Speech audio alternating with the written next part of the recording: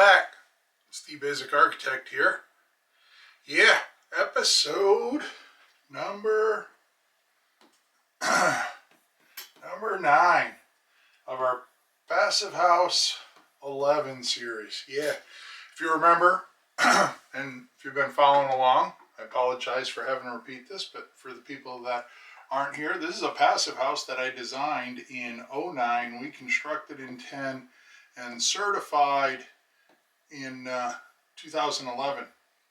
And we're going back in time and we're going through the drawings and all the details and talking about what I was thinking back then and what I'm thinking now. So today we are going to talk about the band joist area, right? So basically that area in there. The band joist is typically the band or the belt, if you will, that is around the building at the floor area. So this had a slab on grade. It's arguable that there's a band there, but being a slab on grade, in this case here it's an elevated floor, so we technically had somewhat of a band. But anyways, we're talking about, you know, the section through that area. So let's take a look at it. All right, so here's the detail. Let me give you some orientation here. This is the top plate of the first floor. All right, so everything that's happening under here is wall. This is the bottom plate of the second floor, and everything up from there is wall. This is the interior. Remember, this is a double wall assembly. So we have that there. The band joist is the area that is in between these. You can see right there, we have a couple things happening in there. We have a piece of insulation, and then we have, these are not horizontal members, these are trusses. This is a horizontal member here, this one here is diagonal, and then this is a horizontal, and then of course we have our 3/4 of an inch Advantech right there, and we have our 3/4 inch Advantech here. Now this is a more important detail on the upper floor than it is here, but we're going to talk about, it does have a very much a relevance on this floor too. So that's our double wall below. So that's basically the orientation of the detail. This being outside, obviously, and this being inside, obviously there. That's our second floor joist. So let's talk about a little bit about what we're doing here. So our air barrier. Our air barrier stems from the primary air barrier, which is that line there, and that line somewhere in here is our sheathing. In this case, it is 7/16 zip sheathing, even though for some reason the detail had plywood there. So must not have made that edit set when we did that. But the secondary air barrier, notice on the inside, we did a little area there, we did an area here, and I'll color these in, and then we did an area there. This is all, sorry for that, I figure out how to lock it in place. So this is insulation in there, it's insulation in there, bring that in there.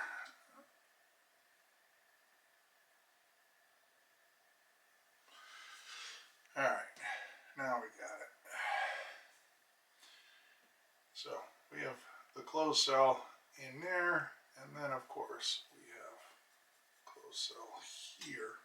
And that's doing a couple things for us there. It's providing what I would call a secondary air barrier.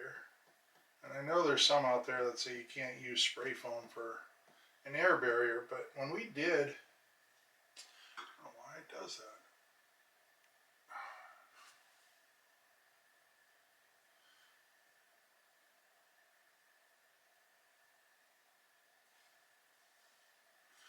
Secondary air barrier.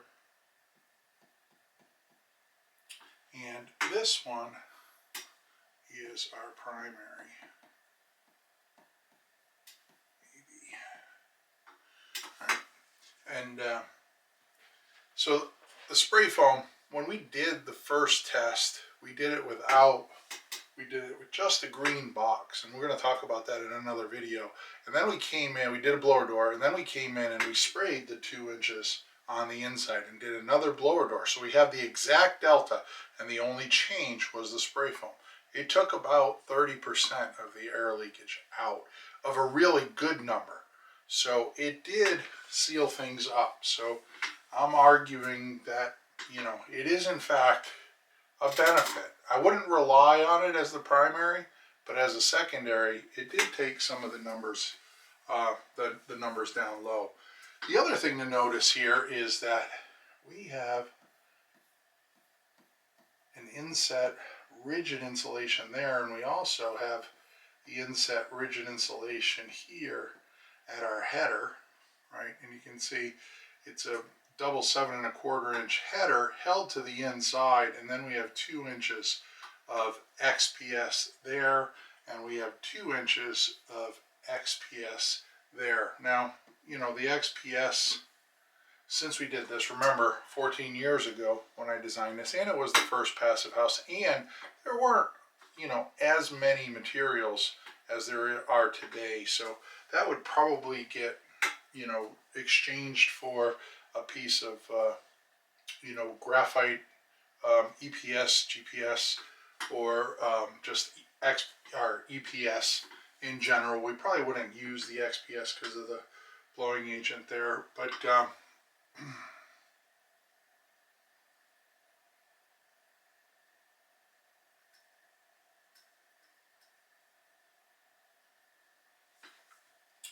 the water management system, that's a pretty easy one. You can see we have our zip tape on the outside there, so that is not only our primary air barrier, but that is what we would call our WRB, or weather resistant barrier, right?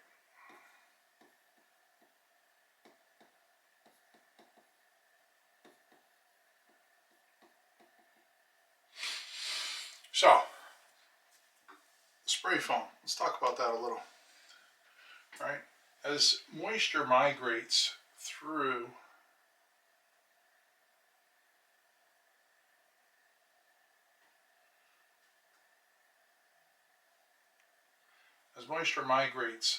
this system,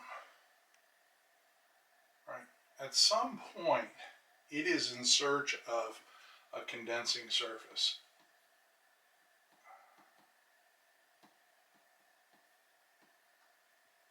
And so we did this 2 inches there as a way to elevate the temperature, and it might be easier to see up here, right? As moisture migrates through here, right, the amount of energy, let's see if we can graph this, is lost, right?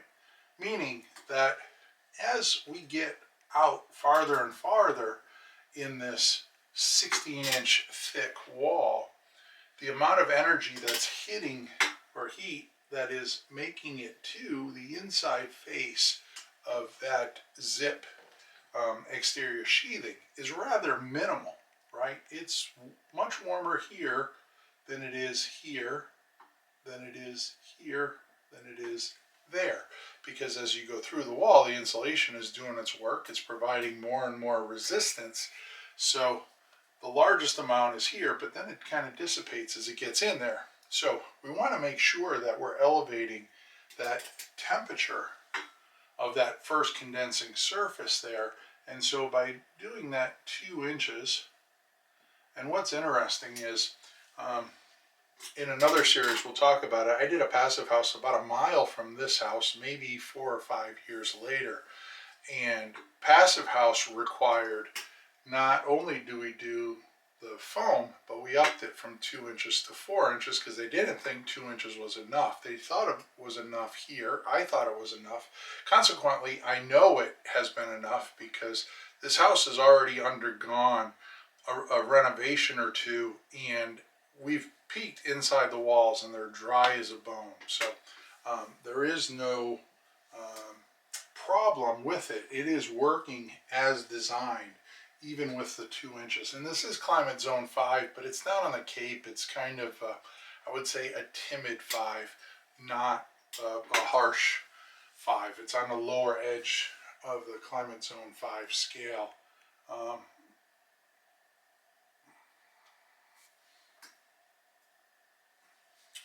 So that being said, we elevate that temperature here on that condensing surface because this closed cell foam, that is basically impermeable, which means moisture isn't going to move through it. Moisture will move up to it. If it's cold enough, it'll condense on it. If it isn't, moisture will stay in the vapor form. Now, we have our blown in insulation here. So as moisture migrates through here and it hits that, it finds that it's not a cold enough temperature, so the moisture will get, some of it will get stored in the wall, or the migration will back up, but it won't cause a problem as liquid water inside there. And when the temperature is such here, you'll get moisture migration in that direction, right?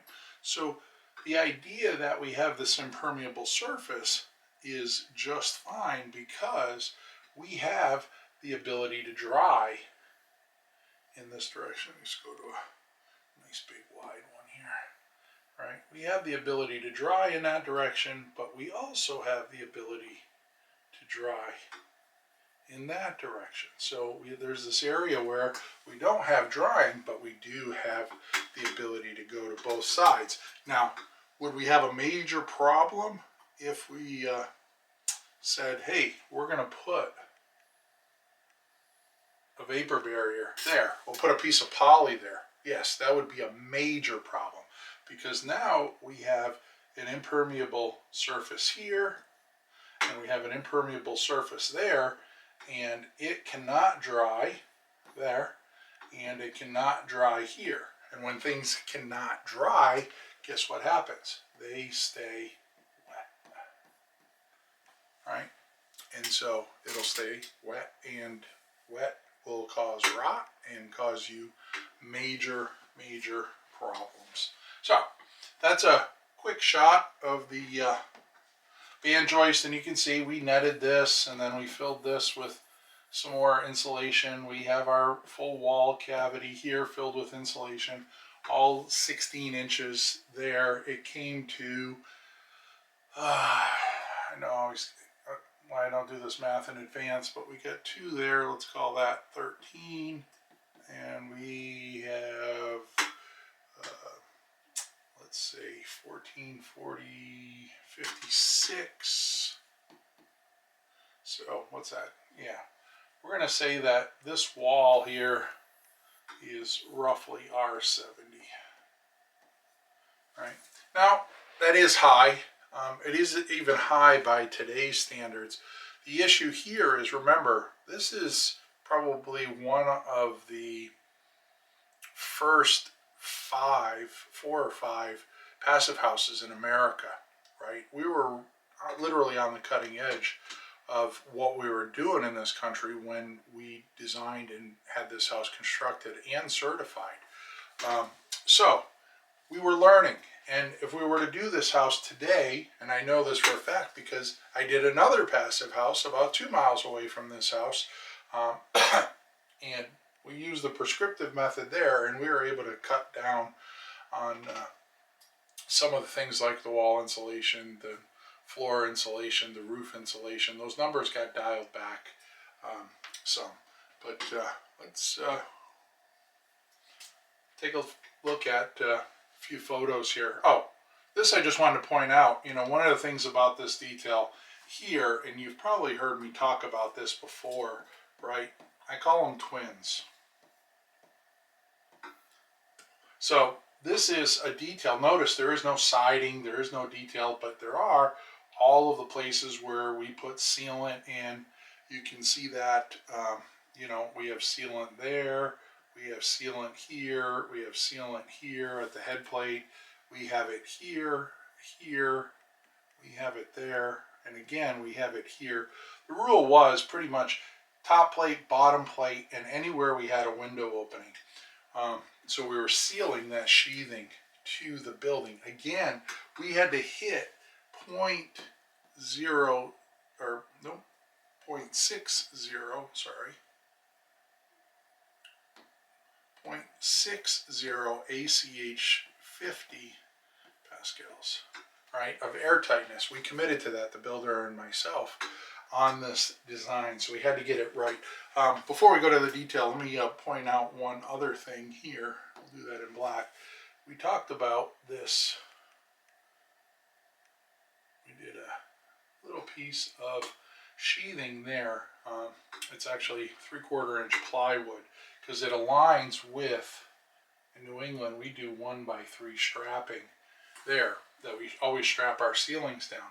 And the reason for it there is not necessarily airtightness.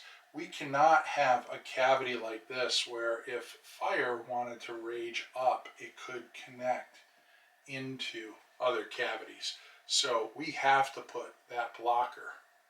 Because it's a double wall, we basically have to cap it for fire code reasons. So that's why that is there. And of course, the floor sheathing does it there, where it isolates the floor from there and doesn't allow the transfer in that direction either. So now let's take a look at some details. This is the other half of the twins, and this one here is exactly the same detail. You see it has all of the same sealants. But in this one, this is showing all of the different siding. It's showing our rain screen system there.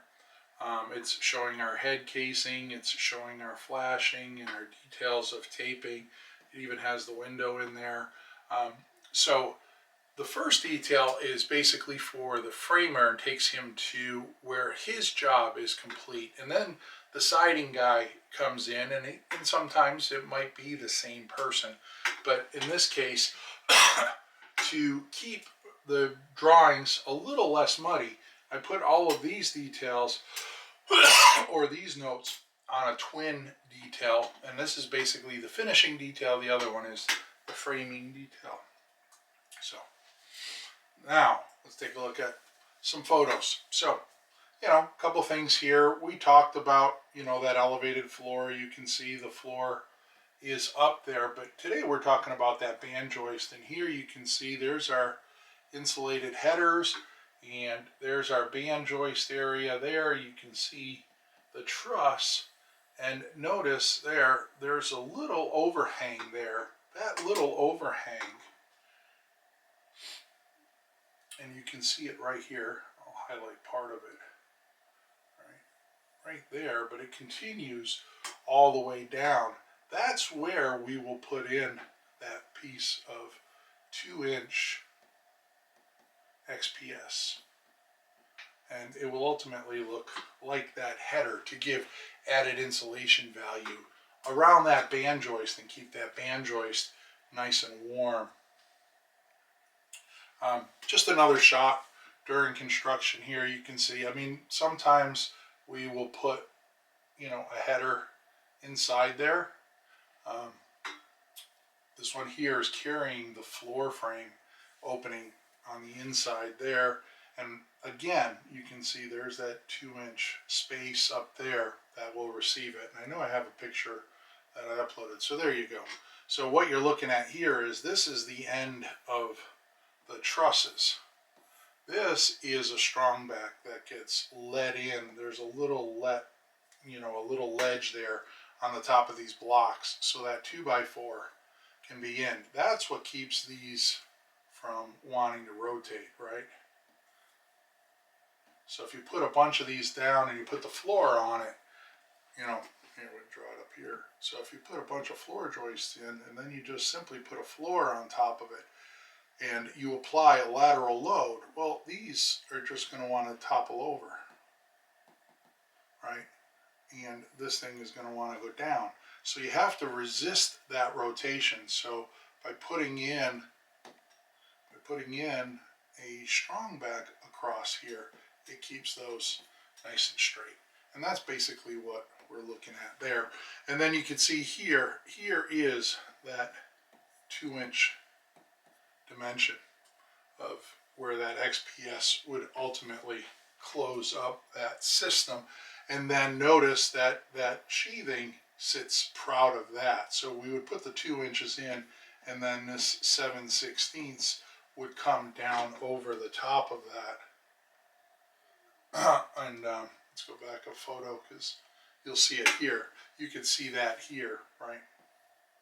There's that detail that we were just talking about through there, where we put in that 2 inches of foam, and you can see it right there, right?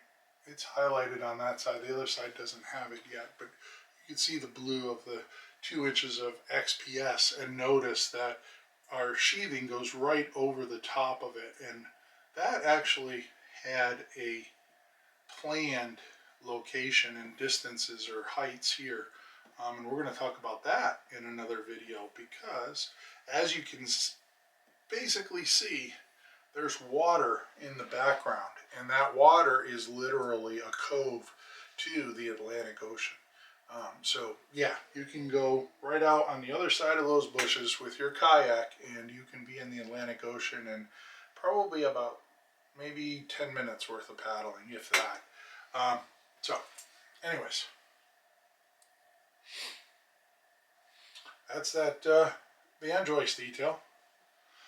So hopefully you enjoyed that. Remember, I'm Steve Basic Architect. This is my vibe board. Hopefully you're enjoying that. Put in some comments. Let me know what you're thinking.